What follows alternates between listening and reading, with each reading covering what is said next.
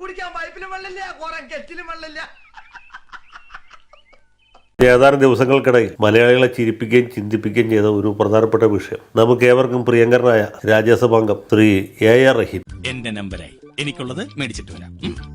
കർണാടകത്തിൽ കുടിയൊഴിപ്പിക്കപ്പെട്ട ആളുകളുടെ സങ്കടം പങ്കിടാൻ അതിനെക്കുറിച്ച് കേരളീയരെ ബോധ്യപ്പെടുത്താനും വേണ്ടി നടത്തിയ സാഹസികമായിട്ടുള്ള ശ്രമമായിരുന്നു. എന്നെ പൊക്കി പറഞ്ഞ് സോപ്പിടാനുള്ള പരിപാടിയാ കള്ളന്മാര്. സാഹസികം എന്ന് ഞാൻ പറഞ്ഞത് അദ്ദേഹം അവിടെ ചെല്ലുമ്പോൾ പോലീസോ നാട്ടുകാരോ അല്ലെങ്കിൽ കർണാടകത്തിലെ റിയൽ എസ്റ്റേറ്റ് ലോബിയുടെ ഗുണ്ടകളോ അദ്ദേഹത്തെ തടഞ്ഞു എന്നുള്ള അർത്ഥത്തിലല്ല. നമുക്കറിയാം, മാധ്യമപ്രവർത്തകരെ കണ്ടപ്പോൾ അദ്ദേഹം വികാരാധീനനായി ഇംഗ്ലീഷ് ഭാഷയിൽ ചില കാര്യങ്ങളൊക്കെ അവരെ ബോധ്യപ്പെടുത്താൻ ശ്രമിച്ചു. Excuse me. What's happening here?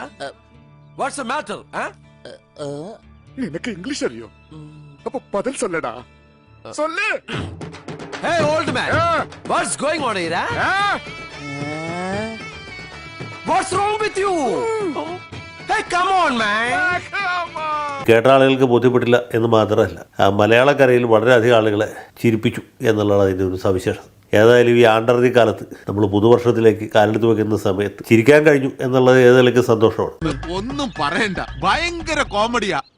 Government of Karnataka officer said this is purely belongs to government property, GBA property. That's why we have did the demolition. ദൈവമേ, മൂർഖനെയാണല്ലോ ചവിട്ടിയത്. So, can you the government of Karnataka? Yes. Vajpayee is no prime minister, but he can enter of Kerala chief minister. LBW no smoking. Make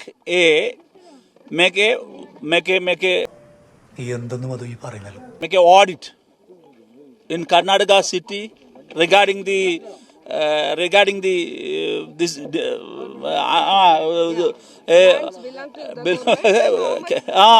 എന്ത് തേങ്ങയാടി പറയുന്നേ? എനിക്കൊന്നും മനസ്സിലാവുന്നില്ലല്ലോ. how many of them? So the government.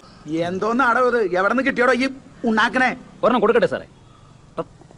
അപ്പോൾ ഇങ്ങനെ ഒരു സംഗതിയാണ് യലഹങ്കയിൽ നടന്നത്. Bulldozer ഉപയോഗിച്ച് തകർത്തു. നമ്മുടെ നാട്ടിലും അതിന് വലിയ പ്രാധാന്യം കിട്ടി. ഇതിൽ വേറൊരു പ്രത്യേകതയോടുകൂടി ഈ കുടിയിറക്കപ്പെട്ട ആളുകൾ അല്ലെങ്കിൽ തരിപ്പണമാക്കപ്പെട്ട ആളുകൾ അധികം പേരും ന്യൂനപക്ഷ സമുദായക്കാരാണ്, കൃത്യമായിട്ട് പറഞ്ഞാൽ മുസ്ലിങ്ങളാണ്. അതുകൊണ്ട് നമ്മുടെ നാട്ടിൽ പ്രത്യേകിച്ച് അതിൻ്റെ എരിവും പുളിയും അല്പം കൂടുതലായിരുന്നു. കേരളത്തിൽ ഇപ്പോൾ ലോക്കൽ ബോഡി ഇലക്ഷൻ കഴിഞ്ഞു, ഇടതുപക്ഷത്തിന് വലിയ തിരിച്ചടി ഉണ്ടായി. കോൺഗ്രസിന് വലിയ മേൽക്കൈ കിട്ടിയിരിക്കുകയാണ്. ന്യൂനപക്ഷ സമുദായങ്ങൾ പ്രത്യേകിച്ച് മുസ്ലിങ്ങൾ അധികവും കോൺഗ്രസിനെ UDFനെയാണ് പിന്തുണച്ചത് എന്നെല്ലാവർക്കും അറിയാം. ഇങ്ങനൊരു സാഹചര്യത്തിൽ ഈ കലങ്ങായ വെള്ളത്തിൽ മീൻ പിടിക്കാം എന്ന് വിചാരിച്ചാണ് നമ്മുടെ പാവ റഹീം അവിടെ പോയത്.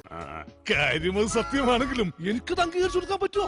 റഹീമിനെ അയച്ചതാണ് പാർട്ടിക്ക് പറ്റിയ ഏറ്റവും വലിയ തെറ്റ്. ഇദ്ദേഹം മുസ്ലിം സമുദായാംഗമാണ് എന്ന് വിചാരിച്ചിട്ടായിരിക്കും ഒരുപക്ഷെ പുള്ളി അയച്ചത്. പിന്നെ പാർലമെന്റിൽ ഒരു ഗർജിക്കുന്ന സിംഹമാണ്. പക്ഷേ അതേ ഗർജിക്കുമ്പോൾ ഒരു കുഴപ്പം, ഇംഗ്ലീഷ് ഭാഷയുടെ ഗ്രാമർ പുള്ളി തമ്മിൽ ഒരു വിധത്തിൽ പൊരുത്തപ്പെടുകയില്ല. അഥവാ ഇംഗ്ലീഷ് ഗ്രാമറിനോട് വിപ്ലവം പ്രഖ്യാപിച്ചിട്ടുള്ള ആളാണ് റഹീം. റഹീമിൻ്റെ പാർലമെൻറ്റ് പ്രസംഗങ്ങളൊക്കെ വിഖ്യാതമാണ്. India is a large country, India is a secular country, sir what Kerala thinks today, India thinks tomorrow. ഇതൊക്കെയാണ് അദ്ദേഹത്തിൻ്റെ രീതി. അപ്പോൾ ഇതൊക്കെ 7ാം ക്ലാസ്സിലെ കുട്ടികൾ കോമ്പോസിഷൻ എഴുതുന്ന പോലെ കൗ is A domestic animal, it has 4 legs, it has A long tile എന്നൊക്കെ പറയുന്ന പോലെയാണ് റഹീമിൻ്റെ English.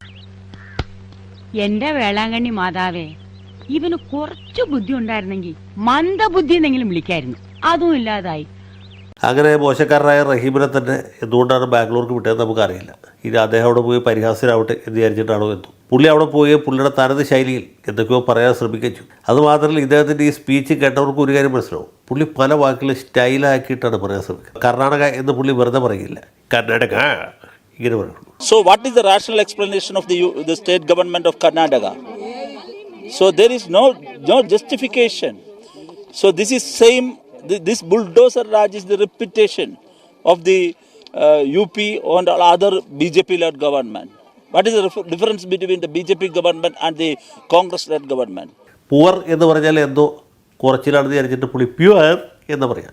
So because why did here? Why only the pure? Why only the pure?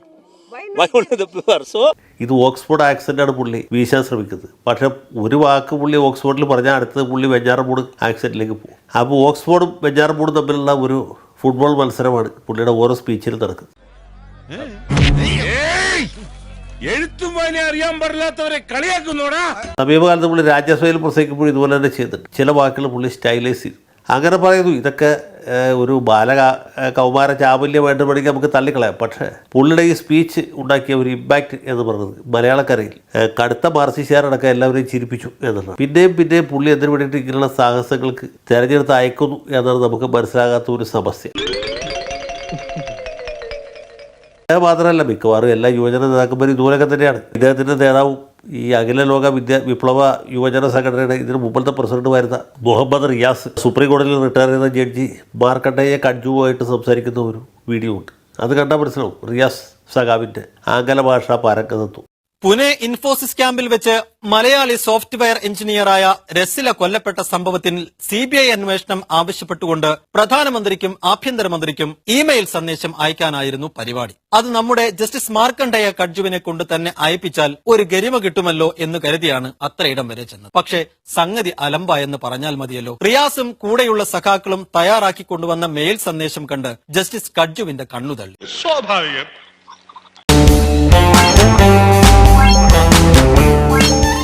ുള്ള 1 മണിക്കൂർ കഡ്ജുവിന്റെ പണി ഡിവൈഎഫ്ഐക്കാരെ ഇംഗ്ലീഷ് പഠിപ്പിക്കലായിരുന്നു. അതേതായാലും റിയാസിനും സംഘത്തിനും വലിയ തലവേദനയും.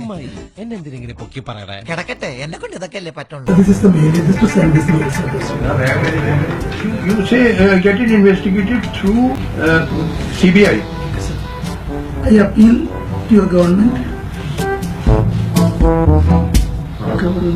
അയാൾ എന്താടാ പറഞ്ഞത്? ഇംഗ്ലീഷ് ആയതുകൊണ്ട് എനിക്കൊന്നും മനസ്സിലായില്ല. Investigate. No, to appeal kya? I appeal to your government to get this heinous crime investigated through CBI. Campaign ഉദ്ഘാടനം ചെയ്യിക്കാൻ പോയ സഖാക്കൾക്ക് അങ്ങനെ ഇംഗ്ലീഷ് പഠിക്കാൻ പറ്റി. ജസ്റ്റിസ് കഡ്ജുവിന് ഡിവൈഎഫ്ഐ എന്ന പുതിയൊരു സംഘടനയെക്കുറിച്ച് അറിയാനും പറ്റി. ഇതിലെ തമാശ എന്ന് വെച്ചാൽ ഇവരൊക്കെ എംഎക്കാരുമാണ്, നിയമബിരുദധാരികളുമാണ്, പേരിലൂടെ അഡ്വക്കേറ്റ് എന്ന് വെക്കുന്നവരുമാണ്. Advocate Muhammad Riyas, advocate AR Rahim എന്നൊക്കെ വെച്ചാണ് വോട്ട് ചോദിക്കുക. ഇവരുടെ ഇംഗ്ലീഷാണ് ഈ പറയുന്നത്. ഇവർ കോടതിയിൽ പോയിരുന്നെങ്കിൽ എന്തായാലും സ്ഥിതി ഒന്ന് ആലോചിച്ചു നോക്കും. കോടതിയിലെ ഇംഗ്ലീഷ് എങ്ങനെയായിരിക്കും എന്ന് നമുക്ക് സങ്കല്പിക്കാവുന്നു. അതൊക്കെ ഗോപാലകൃഷ്ണൻ ഒരു നമ്പറല്ലേ? ഇത് എന്റെ ഒരു നമ്പർ. പിന്നെ മലയാളികൾക്ക് പൊതുവെ തന്നെ ഇംഗ്ലീഷ് സംസാരിക്കുന്നത് ചില പരിമിതികളുണ്ട്. ഇപ്പോഴത്തെ കാലത്ത് ഇംഗ്ലീഷ് വിദ്യാഭ്യാസത്തിൻ്റെയൊക്കെ നിലവാരം വളരെ മോശമായി. നമ്മുടെ ബിന്ദുവിനെ പോലുള്ള ആളുകളാണ് ഇംഗ്ലീഷ് പഠിക്കുന്നത്. വേറെ I go, I take my house in my head എന്നൊക്കെ പറയുന്നത്. അങ്ങനെയുള്ള ആളുകളെ ഇംഗ്ലീഷ് പഠിപ്പിക്കുന്നത്. പിന്നെ ചിന്താ ജെറോമിനെ പോലുള്ളവർക്കാണ് ഇംഗ്ലീഷ് സാഹിത്യത്തിൽ ഡോക്ടറേറ്റ് കൊടുക്കുന്നത്. അത് വെച്ച് നോക്കുമ്പോൾ റഹീം ഇത്രയല്ലേ പറഞ്ഞുള്ളൂ എന്ന് നമുക്ക് സമാധാനിക്കാം. EK നായനാർ ഇംഗ്ലീഷ് പറയാൻ തുടങ്ങിയപ്പോഴാണ് സായിപ്പന്മാർ ഇന്ത്യ വിട്ടു പോയത് എന്ന് സീതി ഹാജി തമാശ പറഞ്ഞിട്ട്, സീതി ഹാജി തമാശയായിട്ട് പറഞ്ഞാണ് എങ്കിൽ പോലും. പക്ഷേ റഹീം ഇംഗ്ലീഷ് പറയാൻ തുടങ്ങിയപ്പോഴാണെങ്കിൽ സായിപ്പന്മാർ അറബിക്കടലിൽ ചാടി മരിച്ചാൽ യാതൊരു സംശയവും. റഹീം എത്ര ശ്രമിച്ചാലും ശശി തരൂർ ആവില്ലല്ലോ. ശശി തരൂർ എത്ര ശ്രമിച്ചാലും റഹീമിൻ്റെ നിലവാരത്തിൽ എത്താൻ പറ്റുകയില്ല. ഓരോരുത്തരും അവരെ കൊണ്ട് ചെയ്യാവുന്ന ജോലികൾ ചെയ്യണം. അപ്പോൾ ആ പ്രശ്നം തീർന്നു. എന്റെ കഷ്ടകാലം എന്നല്ലാതെ എന്ത് പറയാൻ. റഹീമിന് വല്ല ബസ്സിന് കല്ലെറിയാനോ അല്ലെങ്കിൽ സെക്രട്ടേറിയറ്റ് പിക്കറ്റ് ചെയ്യാനോ അല്ലെങ്കിൽ കോളേജിൽ പഠിപ്പിച്ച പ്രൊഫസറെ കരാമോ ചെയ്യാനോ മൂത്രമൊഴിക്കാൻ പോകാൻ അനുവദിക്കാതെ തടഞ്ഞു വെക്കാനോ ഒക്കെ പറ്റുള്ളൂ. അത് മനസ്സിലാക്കാതെ ഇദ്ദേഹത്തെ ഈ ഹൗസ് ഓഫ് എൽഡേഴ്സ് എന്ന് പറഞ്ഞ രാജ്യസഭയിലേക്ക് തെരഞ്ഞെടുത്ത് വിട്ടതാണ് ഏറ്റവും വലിയ തെറ്റ്. വല്ല കാര്യമുണ്ടോ? എന്തിനാണ് ഇങ്ങനെ ഇല്ലാന്ന് നടക്കണേ? അദ്ദേഹത്തെ കേരള യൂണിവേഴ്സിറ്റിയുടെ സിൻഡിക്കേറ്റിലേക്കോ അല്ലെങ്കിൽ ഉന്നത വിദ്യാഭ്യാസ കൗൺസിലിലേക്കോ നിയോഗിച്ചാൽ തെറ്റില്ല. അതിനൊക്കെ പുള്ളി പറ്റിയ ആളാണ്. ചീത്ത വിളിക്കാനും തന്നേക്ക് പറയാനും മുണ്ടുപൊക്കി കാണിക്കാനും ഒക്കെ റഹീം മതി. ഇനി കേരള നിയമസഭയിലേക്കാണെങ്കിലും അദ്ദേഹം നല്ലൊരു വാഗ്ദാനമായിരിക്കും. പക്ഷേ അതിന് ചെറിയൊരു പ്രശ്നമുണ്ട്, ആൾക്കാർ വോട്ട് ചെയ്ത് ജയിപ്പിക്കും. എൻ്റെ ഭാഷാപരമായ പരിമിതിയെ, ഇംഗ്ലീഷിലെ പരിമിതിയെ ഊന്നിക്കൊണ്ട് ട്രോളുന്നവരോട് എനിക്ക് ഒരു വിരോധമില്ല. ഞാനത് മെച്ചപ്പെടുത്താൻ ഇനിയും ശ്രമിക്കും എന്നാണ് എനിക്ക് അവർക്കുൾപ്പെടെ കൊടുക്കാനുള്ള ഉറപ്പ്. വന്ന കടുത്ത ട്രോളുകളെ പൂർണ്ണമായും ഒരു വിരോധമില്ല. തീർച്ചയായും ഈ കല്ലേറുകൾ എൻ്റെ ഭാഷയെ മെച്ചപ്പെടുത്താൻ എന്നെ കൂടുതൽ വ്യക്തിപരമായി പ്രാപ്തനാക്കും.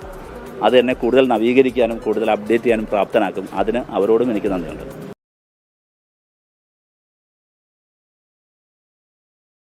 ചേട്ടാ, അപമാനിച്ചേ ഞാൻ പോയിക്കോട്ടെ. അപമാനത്തിന് തന്നെ അപമാനമാണ് നീ.